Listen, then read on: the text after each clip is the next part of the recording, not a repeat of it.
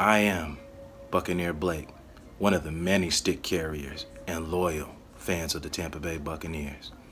This is Buck and Blake Sports. Check it out. Go Bucks, go Bucks, go Bucks, go Bucks, go Bucks, go Bucks, go Bucks, go Bucks. First and goal, we gotta tough it out, get in the end zone and call a hot route. O-line a beast, Mike down the street, can have Humphreys run right underneath. You know it's Bucks ball, we got the hardest D. Bring the pressure to the QB, you know it's routine, we got hard greens. Welcome to Tampa, welcome to Tampa. Go Bucks, go Bucks, reppin' for my team. Go Bucks, go Bucks, you know we want the ring. Go Bucks, go Bucks, welcome to the Bay. Go Bucks, go Bucks, tune in with Buccaneer Blade. Bucks back, we can run and toss. Mike Evans looking like Randy Moss. And Jameis make a play after play. On the defense, you can't stop Levante. On my boy McCoy, who you can't avoid. At the Raymond James, you about to feel the pain. If you a Bucks fan, make a lot of noise. If you a Bucks fan, make a lot of noise. Go Bucks. Technology.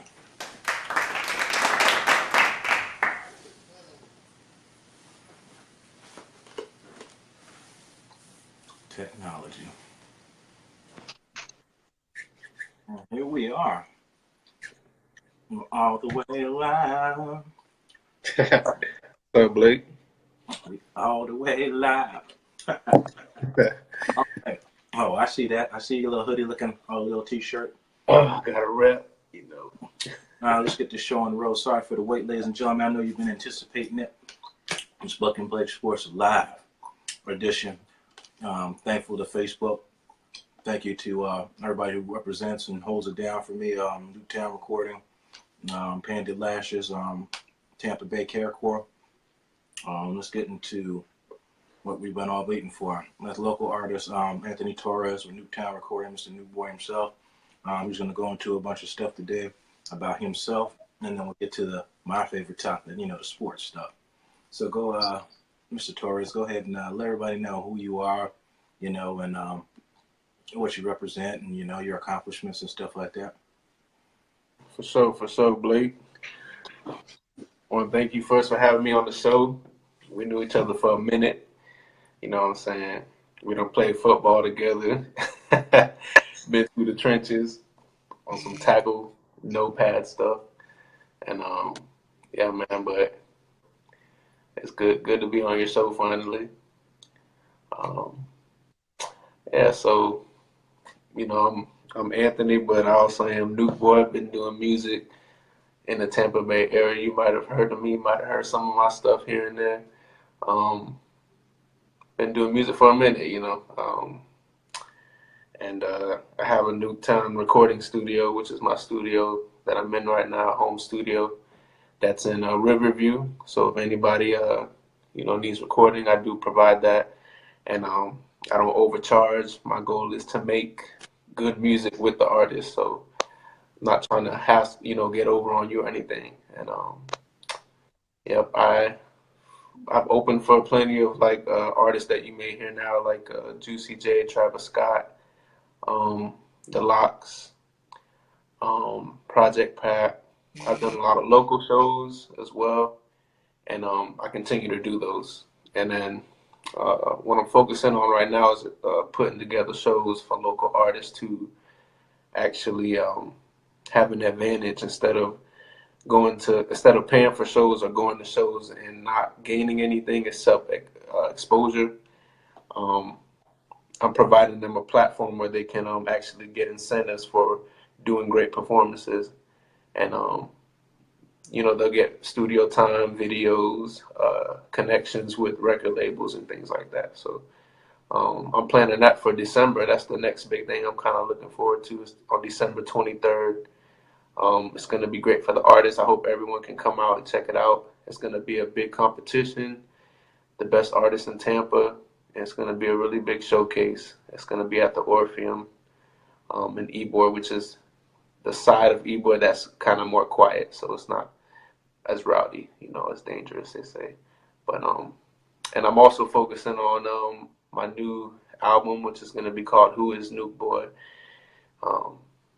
and that'll be coming out soon. And then I'm also working on the extension of Blake's intro song, the Buccaneer Blake song that you all might hear on his YouTube. And It's catchy. yeah, I'm working on that song, and so we can actually put it out so people can download it or listen to it, you know, on the regular. So I do want to jump in. I think that's cool. I think what you're doing with how I want to word this, trying to you know, get, I guess, you know, quieter under people that aren't known or don't know the right direction to go to somebody who has some experience and get some recording time, and your main focus and what's actually pretty good, what, you know, all humans and people should do is extend your hand to somebody, you know, who's less than fortunate or doesn't have the right support group, and put them in the direction, and not just seeking and not just doing it to get their own satisfaction, like to push their own objectives. Of course, you want your name out there. You want to be a part of it. Of course, we understand that.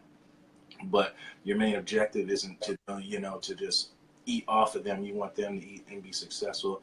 And the greatest part of that is just like, which is just like raising the child.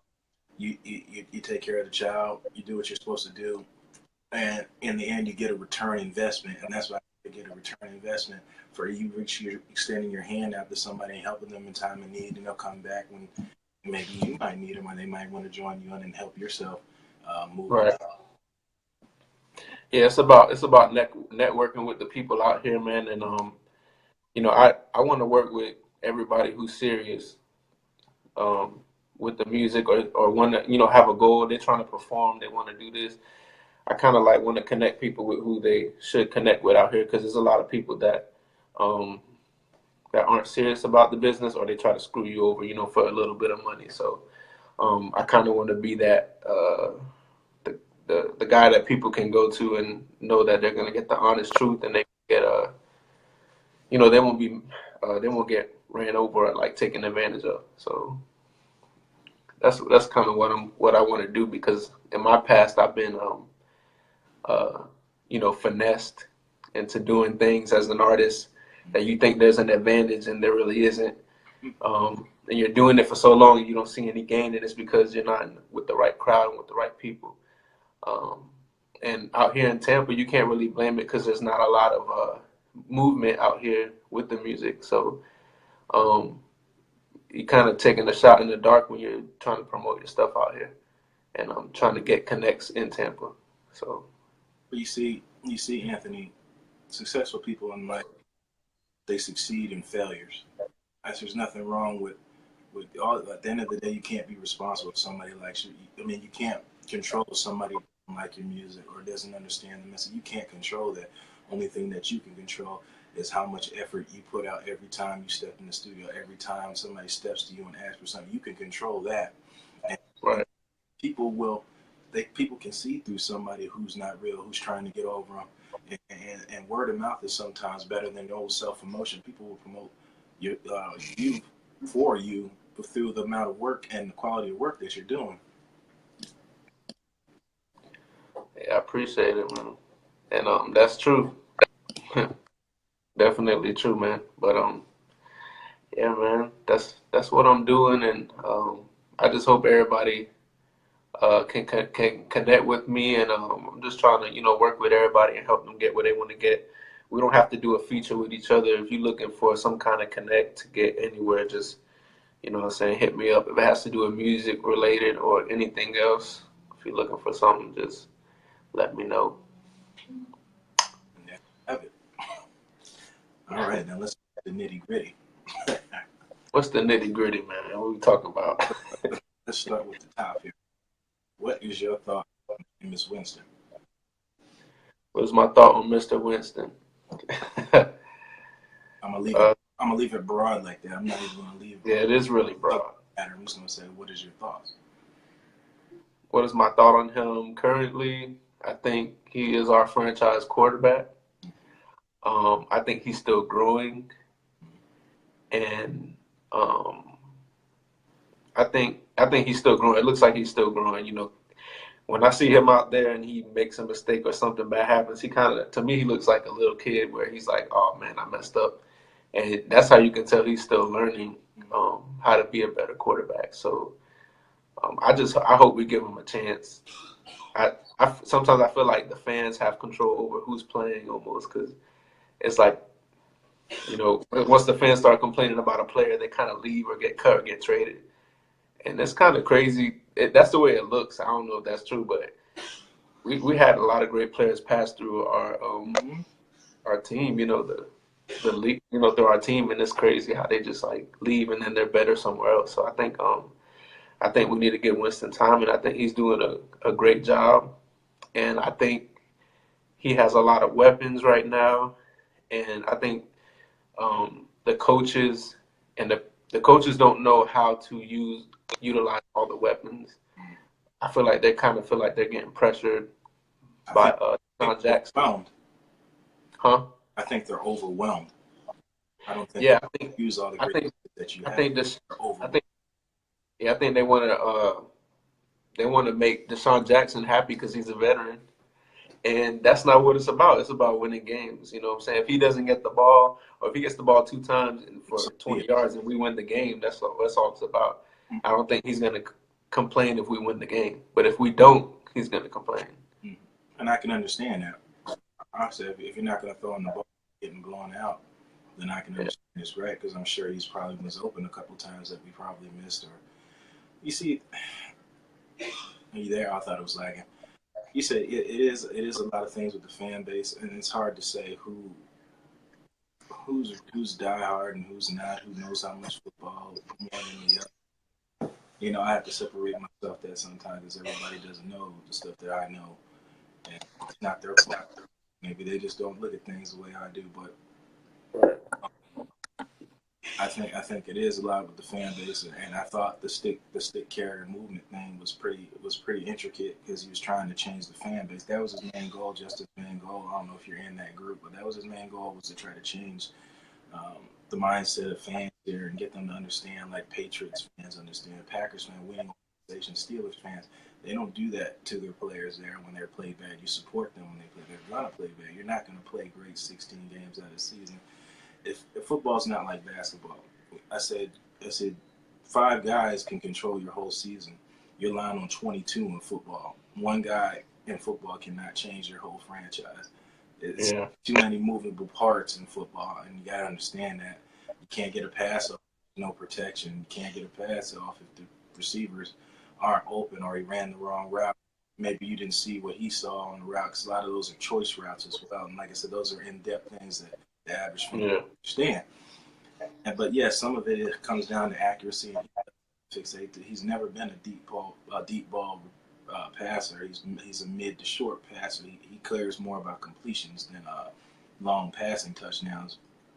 And I think Winston is a prodigy of the head coach. I think Dirk, stepped in. He stepped into a pretty bad franchise. Lovey did get it in the right direction. I have my own opinions about Lovie Smith. Maybe, like I said, I don't know. We will never know yet what that would have been like if he had stayed. But I just have to go with what it is now. Right. And that's, you hit it on the head earlier when you said Cutter has to learn how to use what pieces. I think you have to take some pieces from Belichick, use the players. It might not be Mike Evans' week this week because the matchup doesn't allow it. Maybe it's the back out the backfield catching passes. Maybe it's the tight end. Maybe it's your third receiver. Right. You have to take what the matchup has. If it doesn't play that Jackson gets the ball at all, it wasn't in the game plan. You were a decoy this week. You helped Chris Godwin get 5 catches for 2 touchdowns to help us win the game. And that's just what it is. And that's the mind frame. It's got to go both fans and players. So, you said pretty much what I was thinking. Frank, I think he is our franchise quarterback too. You need time to grow, and that's the reason why players leave, is we have to keep building on players. And like, we're going to get into Vernon Hargraves next as well, another second-year player. People are expecting a lot of him. Like, Vernon Hargraves wasn't shut down at Florida. He told you he got embarrassed by Amari Cooper in college. Amari Cooper is an elite receiver, and he's doing the same things now in the pros as he was in college. So that wasn't a hoax. He's a good receiver. I don't know if it's a confidence thing or a scheme thing. I read a report today. and Mike Smith said the off coverage is Vernon Hargreaves. That's the truth, and I don't understand why he's doing that.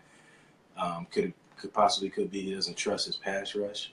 He doesn't have to cover for past 3 5 seconds, and because that's been a serious issue here. I voiced that watching. I watched all preseason games. The main thing I was looking at was pass rush and how we have no depth there. I said, and I know we got Noah Spence, but he's still young. It's his second year. He's not going to produce Von Miller and Khalil Mack type stats. And he was only he was a second round pick, but it's definitely building on.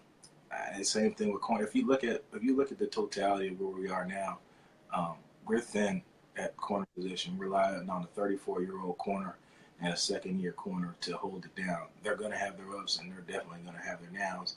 And it's the same thing. Yeah. If you think of it, neither one of them go down right now. Well, who was going to come in and make those plays? We don't have anybody. Luckily, the linebackers have been able to hold their thing down these past couple of weeks. They got tried last week with Adrian Peterson. He's a Hall of Famer. I ain't upset about that. If somebody's going to do you in, it might as well be Adrian Peterson.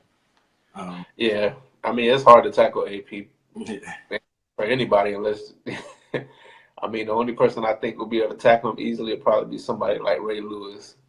You know what I'm saying? So, I mean, I think Hargreaves, he still needs work, just like Winston still needs work. They're both new, and he is playing a little soft. We can kind of see that, and he is scared to get beat, and he hasn't really got. I mean, he's scared to get beat deep, and he hasn't really gotten beat deep, which is good. And bad. Uh-oh, we lost sound there. Oh, someone must be calling him. I know that look. When somebody calls and you're in the middle of it. I have to give it to Apple. If Apple, you're watching this, every broadcast I've ever made has been off of the iPhone. If you're thinking about getting an iPhone, you never used the iPhone before, it's pretty good. Oh, we got kicked out. Hold on.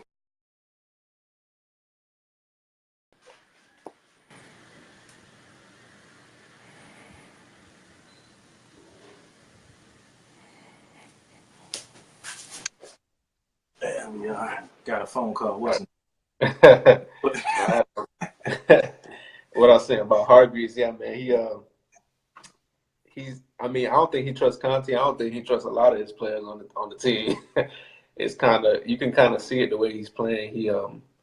He's scared to make a mistake, and I don't know why he feels like that. They need to make him more comfortable. I don't know if it's the coaching. Maybe he's not comfortable in the scheme they're in, and he's second guessing himself the whole time. So that's what it looks like he's doing. I mean, he needs to play better, period. Or maybe he needs to just get more comfortable. I mean, it's hard to tell what's going on in his head and what's really happening, but all we can do is kind of guess. The D-line does need to get more pressure. They're not really getting as much pressure as I thought they would this year. McCoy is doing what he's doing. He's always playing great.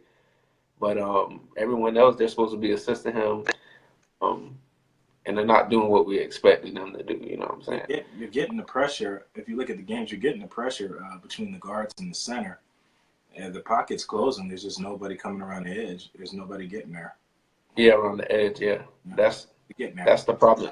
I mean, when we went against Tom Brady, we gave him pressure, but he's a veteran, so that's not really gonna bother him. It will, but look how poised he is. Like, it's hard to beat a guy like that. That was probably the one time where I can say we had a lot of pressure.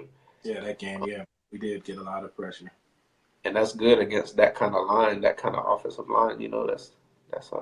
We did really good. But if we can consistently bring pressure to average QBs like that, then we should win those games and play. I mean, overall, I think the defense been playing all right though. I think as a whole, well, let's see what's happening to Vernon Hargreaves is the same thing that happened every second corner in Seattle that has to throw against the other side of Richard Sherman. You're going to get picked on. Unfortunately, that's you, Vernon Hargreaves, a second-round pick. And I think we were all talking in the group before, too. Everybody like I said, Vernon Hargreaves was never a lockdown corner. He was a decent corner. And I know a lot of people, thought he was like him more because he played for the Gators. But I try to look at set aside my personal feelings for the Bucks and just look at the player for what he is. I think he can be good in this league. He has to. If you're gonna, it's just like I told you, if you're gonna make mistakes, go ahead and make them big, man. And I said, go in there and force contested catches. If somebody's gonna make a great catch on you with a great throw, then there's nothing you could have done more about that. And I said, but make him make that catch. Don't give easy catches and then miss the tackle. You can't playing off coverage. And the pass rush, I said at the beginning of the year, I put up a TAMPA Ali post about a trade a while ago in the offseason. I think it's going to happen eventually. I think we're going to add a veteran. If we're going to finish the season out, we can't do it with these D linemen that are on our roster currently. And I'm saying that, and I mean it. It's not going to happen. Not with these guys. They're just not going to get it done. So I don't know what you're going to have to do, or somebody, and possibly get somebody. The team's trying to get rid of some money off of their books, or a disgruntled player, for temporary to finish the season until we get into the off season next year. Because you got like free agents next year, like DeMarcus Lawrence is a free agent from Dallas Cowboys. We can get a player like that. I think that would help. But then again, it comes with money, and that we're trying to build through the draft. I mean, that's fine and all, but like I said, what I was saying earlier, we really don't have a whole lot of depth behind our starters. The quality of play will drop very, very low when starters go out. Luckily, we got TJ Ward, and we're able to shuffle safeties, so that hasn't really been an issue this year because Tandy's been hurt, and then we've been changing everybody in and out. But I just don't think this team is fired on all cylinders all season. And I think hopefully soon, like I said, I'll have a different perspective by week 8. Hopefully they'll get all this out of the way early, and we'll suffer these bumps and bruises right now with these injuries. I'm just glad they're done now instead of the last 8. I'd rather get it out the way the first 8. Yeah. Me too. Yeah, that's true. Because we have a lot of injuries. Luckily, the O-line is stuck together. Our quarterback's hurt. That's the one thing we couldn't afford. Any team can afford. That we were missing our running backs the first 3 weeks. I thought that was an issue we should have fixed in the off season. I promoted for Adrian Peterson. We have the money to give to him for a year or whatever, 2 years, whatever you wanted to do. I'm saying to give him the money so you wouldn't have to worry about the first 3 weeks of the season not having a tailback. I love Jock Smith. Yeah, it would have been nice to have AP. We wouldn't have. I think we would be getting the deep ball off. Just look what Arizona did to us. The difference between a run game makes a whole lot difference. Because play action, the defenders are actually going to buy your play action. They're not going to buy a play action. You're not running the ball. It's just, these guys are grown men. They watch tape too. Yeah, we definitely had to switch up the defense too early on that one. But the second half was just total opposite. It was crazy. We started taking chances, started pushing the ball down the field. Granted, Patrick Peterson went out in the second half too, so they had to change the team a little bit. And so Mike started getting off.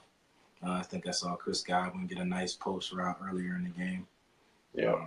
There was something else. I think a lot of people, even myself, I had to think about it. People were talking about O.J. Howard and why he hasn't really been in. I know he's been blocking a whole lot, and he's a very dominant blocker. I don't know if you get a chance to watch any tape. He handles defensive ends blocking. I didn't realize he was that good of a blocker. But I think O.J. Howard's in the best position in the team as far as youth not being asked for so much too early. Because I'm going to be honest, I don't think O.J. Howard's better than Cam Brate right now. I'm just going to be flat out honest. I don't think he's better than him right now. I don't think he is either.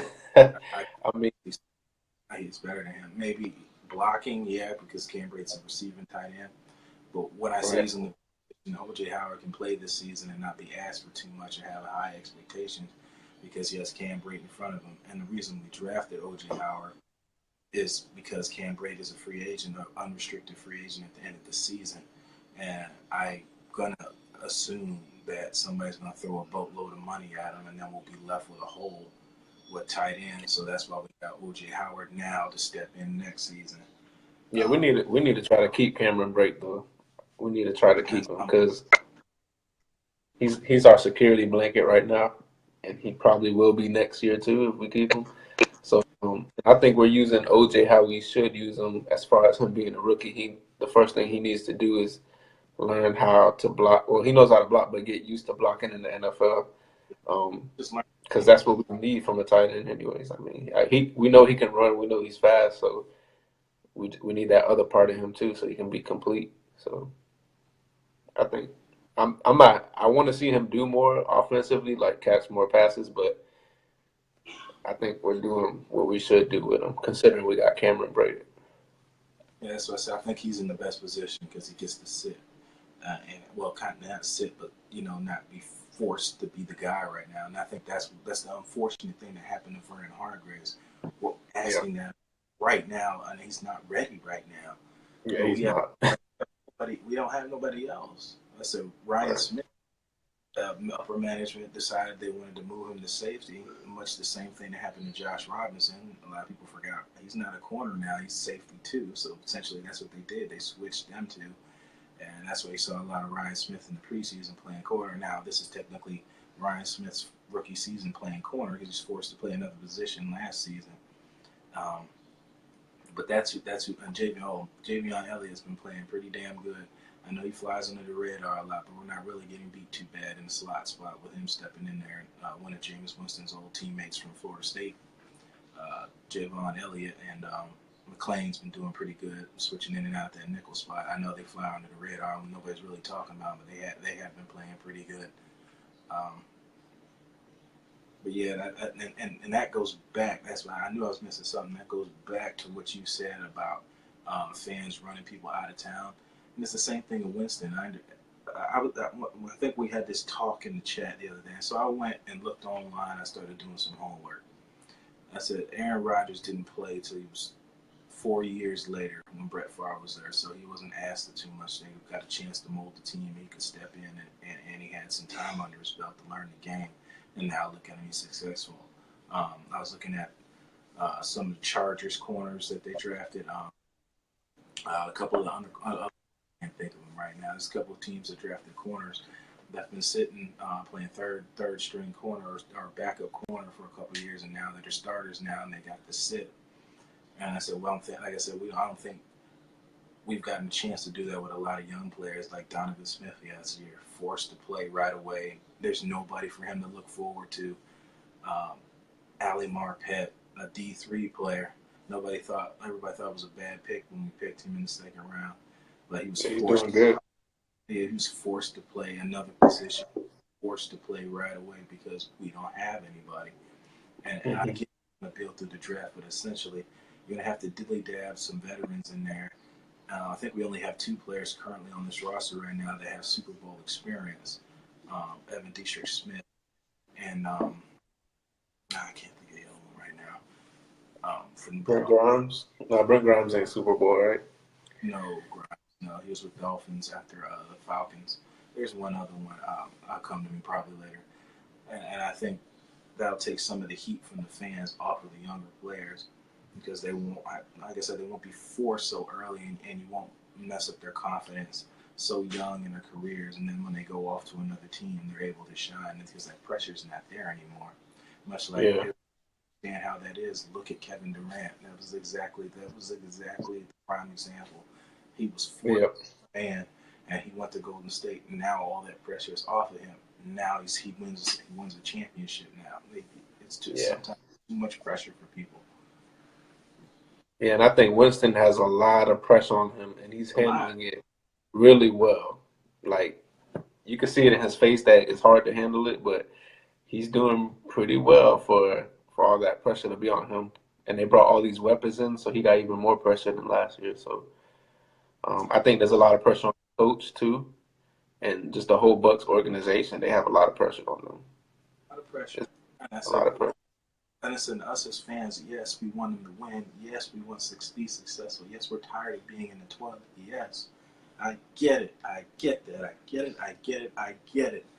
But what we have to do is support them. You can't be yelling at the stands telling them they suck and they shouldn't be on this team. They don't need to hear that. They understand that they're getting their butts beat. They understand that. And Right. I don't think that after the Arizona game, I said on my broadcast, I said the question of these players' commitment should not be questioned after last Sunday. They could have quit anytime that game. They did not quit. Yeah, So they that fought to the even be in the equation where are they here for this team? That question is gone. They're here.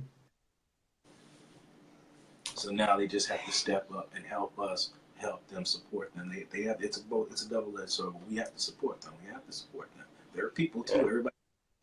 Everybody's people thing now. Well, the players are people too. You think the stuff that we say don't affect them? Yeah, it does. A lot of them don't watch ESPN or get on social media because that's all you ever hear. Negative, negative, negative, negative, negative, negative. Yeah. You should know your art. You're constantly scrutinized. You're constantly, and if you listen to that all the time, it's gonna poison your mind. Like at times, I go to some of these players like when they have bad games. I'll check on their Instagram. It's just people talking a whole bunch of crap. Like it's crazy, and it makes you want to defend them because you're like, man, like it's not going to stop them. You can't. It's not going to stop them. That's who they are. That's where they want to be. Now social media let out. Everybody can get their word out now. It can be. Yeah. You can't stop them. You can't stop it. You can't be. And they don't understand how it affects these players because it does, and they see that stuff. You see it. They may ignore it. You may not think they see it, but they see everything. That's they have downtime too, and they might. They be on their Instagram and on their Twitter and all that stuff. So. Bernard Hargraves blocked comments on his. He blocked his comments. I would too, man. I've seen on several occasions, made some comments about fans and stuff that they say to him, questioning his integrity, and that's one player I don't think you should question his integrity and loyalty to this team. Whose integrity? Gerald McCoy. He's made comments about stuff that people said. That's one person that question his integrity. That's our best player. That was our captain. Yeah. Well, Anthony, it's been fun. We're gonna get out of here. We got to do this again. Yeah, man, we do. And I'm gonna get that new song to you soon, man. I'm working on another verse. I just gotta make sure it's right. I already wrote one and put it down, recorded it, but I'm gonna redo it and make sure it's good. I'm trying to make it. What's up? I said it amazes me sometimes how quickly you come up with the stuff like the last one. I was like, you pretty much there pretty quick. Yeah, I can write quick, man. The recent freestyle I did, I don't know if you heard it. It was for that "I'm a Hustler" beat, that Cassidy beat. Yeah, that was a good beat for a while, much like the Calypso grinding beat, one of those classic beats. Yeah, that was my last one I did, and I wrote that one while I was getting ready for work. Like, I wrote the whole thing while I was getting ready for work, then I made the video right before I left work. So I was like putting on my shoes, my shirt, writing it, and like put it out there, for this little competition. So I can write pretty fast, man. Just always remember when you get in times of hardship and when you're faced with adversity, when you run into that wall, always remember your why you won't quit, why you're doing this. As long as you have a why, there'll be never a reason for you to stop. That why will never allow you to stop, whatever that reason is. I don't need to know it, whatever it is. Yeah, man. I mean, at times I have to reflect, and that's when you ask yourself, why you do it. So, yeah, man, I go through that all the time, writer's block, or just like, in the past I've gone through times I wanted to give up, but it's something I really love to do, and I like recording. I like recording other artists. I like getting artists involved. I like putting together events for artists. I like putting my own music out. I just like to do those things, and I think I'll continue doing it. I'm about to start making beats. I'm going to spend next year, just the whole year, making beats and get that aspect as well. And so I know you just sent me a beat that you made, so maybe I can, we can work on something. And that beat was hard too, so I'm definitely got something in the works with that one. Yeah. It's you said it again. Like you said the key words that I like to hear. You do it because that's what you love to do. doing things for money out. It does. Everybody thinks, and I think this comes with me getting older. I said, money is not your route to happiness. It is not. We all think it is. We all think having that 9 to 5 job, having that house, that makes you happy, and you think that makes it complete. That's not what makes you complete. Doing things that you love to do. You think I'm making millions of dollars off of doing this? I'm doing this because this was something I always wanted to do, and that's what I love doing this. I try to do it 100% every time I do this, and I'm saying with you. And I can see it when you do your music. I can see it when you post your videos on IG. And I can see all that, and like I said, people will attract to that. People will understand when somebody's not real. They can see it, and your passion in your work. Like I said, as long as you have that why, there'll be no reason for you to stop. Yeah, man. It's you said like a house won't make you happy, a car won't make you happy. Like it'll keep you happy for a little bit, but it's gonna get old. You're gonna get tired of sitting in that car. You're not gonna want to wash it anymore, and you're gonna want something new. You know what I'm saying? But if you find what you love to do, it never gets old for you. So I think that's how you. Things of importance in this life are not materialistic. Nah, man. Yeah, and go ahead. We think they are, but they're not. Yeah, it comes with maturity, but like I first started actually doing music, I did want to get paid. I wanted to get paid off of making music, but I loved it first. I loved doing it first. I did it just to have fun with the homies, the homies. We just did it to have fun for like years, you know what I'm saying? And I just got hooked to it, and I just like to perfect my sound, and I kind of really don't listen to other artists at all anymore, or the radio. I do occasionally, but I just work on music that I want to do, and I just like finding good beats. And I get paid here and there for things, but most of the things I get paid for is stuff like hosting, putting together events, my recording studio. It's really difficult to get paid as an artist to perform, unless you have a humongous following and you're famous. So, there's other ways to make money in music. Yes, it's other ways that you can make money doing this if you wanted to, and you'll figure those things out as you progress. You know what I'm saying? And you'll find different ways to get more views and stuff like that. Because there's somebody that wants to do what you're doing or wants to be involved with what you're doing. So, talk to those people, bring them into what you're doing, and see if it fits, and you can gain off of that.